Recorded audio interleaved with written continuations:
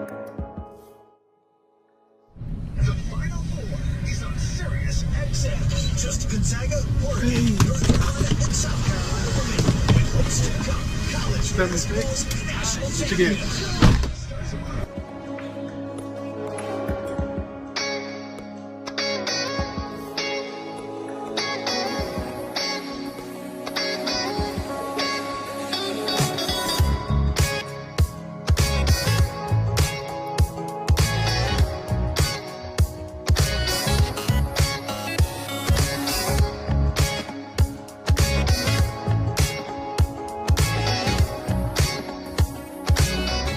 Appreciate every one of you listening. Share the video, like it, subscribe. Tell me what you don't like about it, and stay tuned for some more clips. Peace.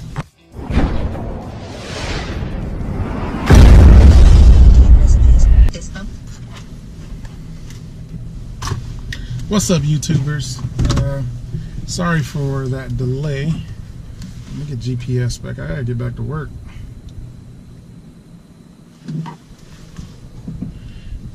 Speeding through the parking lot. Trying to get me a new car already. Alright, so just got out of taking my Series 66 license examination, and I passed. I was waiting on a friend of mine who also had to retake his, and we both passed, so that was great. So basically I'm hyped, ecstatic. I failed it the first time, missed about 3 points, and I made up those points and some, so I definitely was excited. Still am. I just put in the time, and that's all it was hard work at the end of the day. Just being able to focus on where I fell short. Come on, man, what are you waiting for?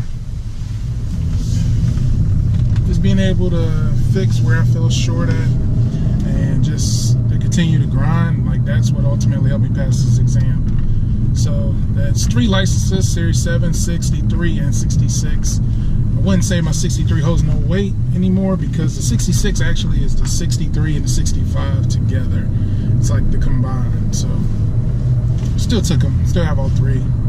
So I'm hyped right now. Just on the way to work. I still have to finish up training for my new role. So that's what I'm headed to do now. Please don't drive like this. I'm having to pull out my official driving skills because these fools around here cannot drive. So, you know, basically for me, you know, things have, I'm not going to say have been hard, but it hasn't been the easiest path. And that's okay. I'm fine with that. I feel like when you go through certain things that break you down, they can also be the same exact things to build you up. For instance, I did not pass my Series 7 the first time I took it. I did not pass my Series 7 the second time I took it. And I passed it on the third time, hitting the exact minimum score you can get, right? Scores don't really matter. It's a pass or fail exam, really. I mean, it's not like if you scored higher on the exam, you're held in a more better light than someone. But the frustrating thing was that it just fell in. And in order to be able to take it the second time, you had to hit a minimum of a certain score. So if you think about it, and this is my case, it's really serious, truth, honest to God. I scored the exact minimum that you could score to have a retake. Scored about 8 points higher, and then the third time you can take it as discretionary, which they saw that I made an 8-point jump. There's no reason to believe that I couldn't pass the exam at that point. So went in, I prepared, I did what I had to do. I studied, I stopped playing the game. You know, I put all my focus into that and just grinded for another month. That's the thing. When you don't pass these exams, you have to wait at least a minimum of a month before you're able to retake it.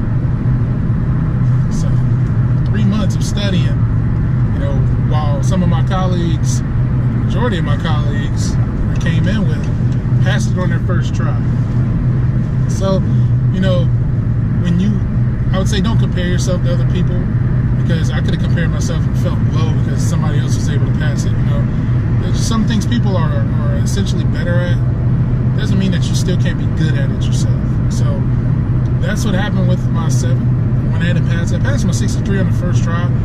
It's a little, I'm not gonna say it's a little bit, it's an easier exam. It's not covering as much information, and it's 70 some questions maybe, I can't remember. Minimum score is still the same, so your points, well, you can't miss as many questions. The Series 7 being a 6-hour exam. So passing that, I passed that the day after my birthday is when I took it. So yeah, my birthday was spent studying. And then the 66, so I didn't need a license until I got into my new role, which I got a promotion this past November. Once I got into the role, people I got into the role with, they had to do their 7. I didn't have to, it's fine. And then I had to take the 66. Missed it by 3 points because that was my own fault. I didn't trust the answers I was putting. And after the fact, after I passed the exam, I went back and looked. So I remember some of the questions. And my first response would have helped me pass it the first time. But like I said, everything that breaks you down can build you up. So I learned a lot more. And also in the process of studying the past month, I was able to pick up on more information and use it. You know, it doesn't just stick with me now that I'm done with the exam. It's not like it's gonna leave my head. Like, it actually makes sense. And it wouldn't have made sense had I passed it originally and just left it alone. Like, to expound upon that type of information and to apply it to what you actually do in a career, makes it seem, I understand why we have to take these licenses. I understand why. So, you know, right now, I just want to tell everybody, like, just keep pushing for what you want. You don't have to have all these factors going for you to be successful. And always remember that success is determined by what you define it. I don't determine if you're successful or not. We have a predetermined notion of what we think success is. That's not always the case. Success for me could be retiring at 35, whereas somebody might see me at the age of 50, millions of dollars, and they can be like, oh, he's successful. Well, if I'm still working at the age of 50, then in my mind, I wasn't successful. And that aspect of money, yeah, I mean, if you gauge it by money, that could be success. But you determine what success is. So for you, if success is going to work on time for a year straight without being late, by all means, that's a success. Celebrate it. You know, but don't let other people tell you what you should or should not be happy about. They have no place to do that. They have no right to do that. So ignore that. Block them out. And just grind. Just understand that nothing worth having comes easy. If you really want something, and I know it's a lot of things that are going to sound cliche that I'm going to say, but from experience, I can honestly say that it's true. It's honestly true. If I didn't go through those things of failing the test and going through the stress and realizing that did I really want this career? I left a job, I quit my job 6 months before to take on this, and I have a chance of losing this job. I'm getting married, and you know, at that time, what, a little bit under a year.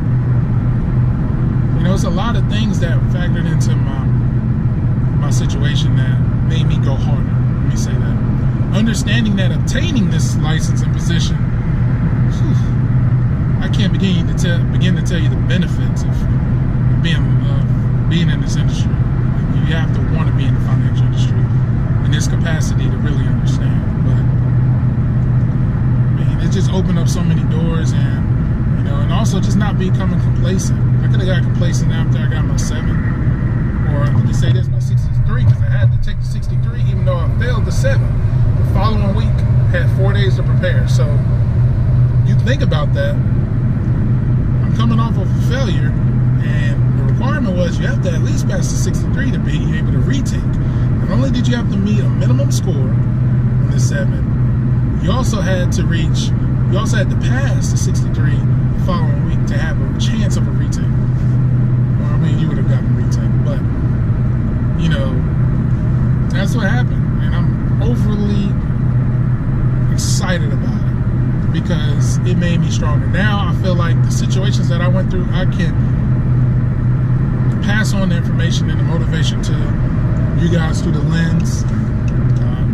peers, my friends, family, and just show them. Because let's just be honest, there are some people out there in this world, and it's not their fault, that just are fortunate than others to not necessarily have to go through certain things. All of us are, if you want to say, guilty of it. You know, there's some people out there who are homeless that through them being homeless, they go through things that make them stronger.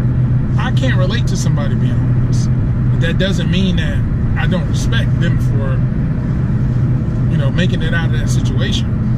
So we all go through certain circumstances that are different, but at the same time, you have to understand that if you just continue to, just don't give up. And you have to be persistent about it. I was persistent about passing this test. Like, you couldn't tell me. Like, I thought about it, I visualized it, everything. Visualizing something you want to attain is very powerful. I could tell you all day my goal is to own a Lamborghini Aventador, which it is.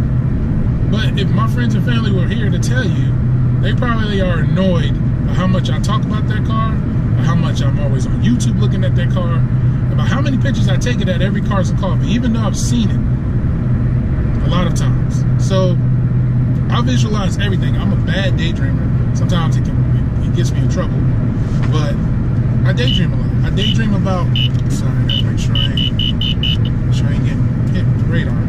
Not like I'm speeding.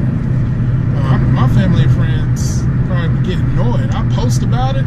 I talk about it. I use action words. I'm telling you, this is not a debate whether or not I can afford a car right now of that magnitude.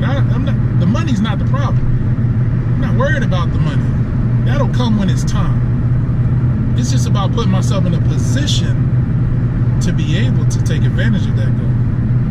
That's all I care about. It's being in position. It comes with passing this test that I just passed, obtaining this third license. That comes with managing your money, understanding how money works, making it work for you. All of that plays a factor. But the most important is your behaviors. I get up every day, I go to work, I go to work excited. I actually love what I do. I'm not going to talk in the specifics about what I do or anything like that. I just don't want to deal with that here. I don't think that's really the most important thing at this point. I'll get to that at some point, but right now my focus is on, okay, Nate, you say you want this Lamborghini Aventador. This is your dream car. What are you doing day in and day out to get this car? To put yourself in position to get this car. And if I can't answer that every day with the most confidence, then I know I slacked off. Now, once again, we're human. I don't expect everybody to be 100% efficient on. I don't expect everybody to be 100% efficient on doing the exact behavior every single day until they get it. I mean, we're human. We fall. Some days you're not going to feel like it. Some days things are going to happen that prevent you from focusing on it, which is fine. But you want to make sure that you're doing everything in your power to be as consistent as possible to achieve anything that you want. It doesn't have to be a car. You might want to be a painter, and you might want to get into some type of school. I don't know. And then get into this type of school, you might have to do certain things. You know, I can tell you right now, a lot of people, when they see how far out a goal is, they instantly get turned off by it. But the truth of the matter is, how much did you really want to achieve that goal? Was it really something you wanted to achieve? I know how much a Lamborghini Aventador costs. I'm not stupid. I know how much it costs brand new, and I know how much the lowest Aventador is going for sale in the country right now. Each of which I can't afford right now. But I will be able to afford it soon. And I can tell you that all day, right? How can I show you? My actions. Going to work every day. Taking any coaching or any feedback from my manager. Applying that to whatever I do. Making sure that I'm not spending frivolously. Make sure that everything is controlled. Making sure that it doesn't affect how involved I am with church, how I'm involved in my marriage. So I have to find that balance. I'm not putting all my time into getting this Aventador when I have a wife that is more supportive than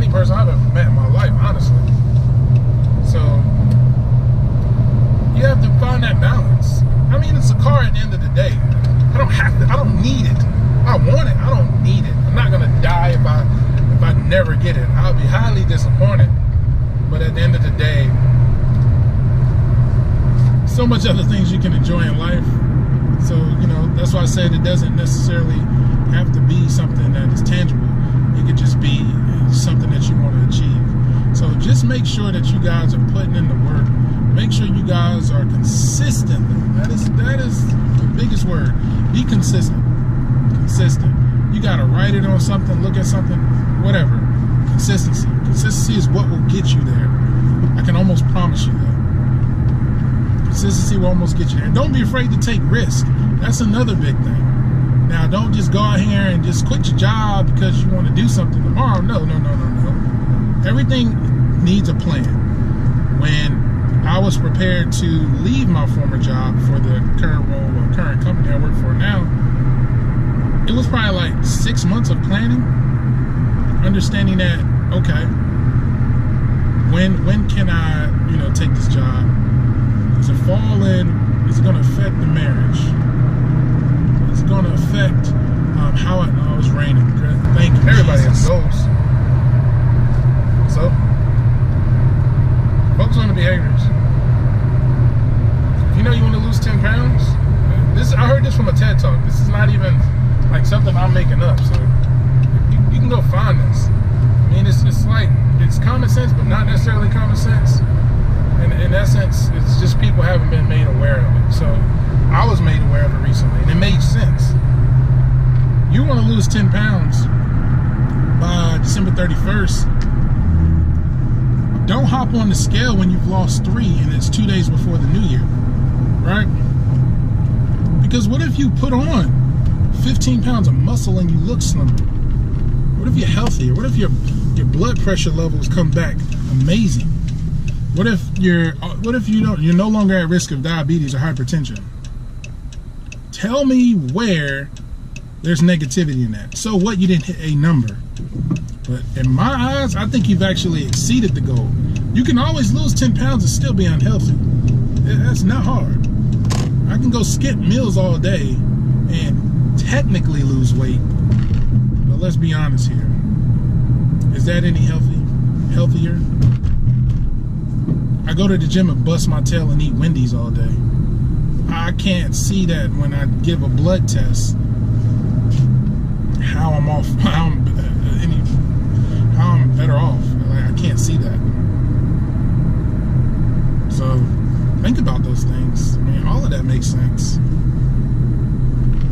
All of that makes sense. You know, you just have to, you know, look at it.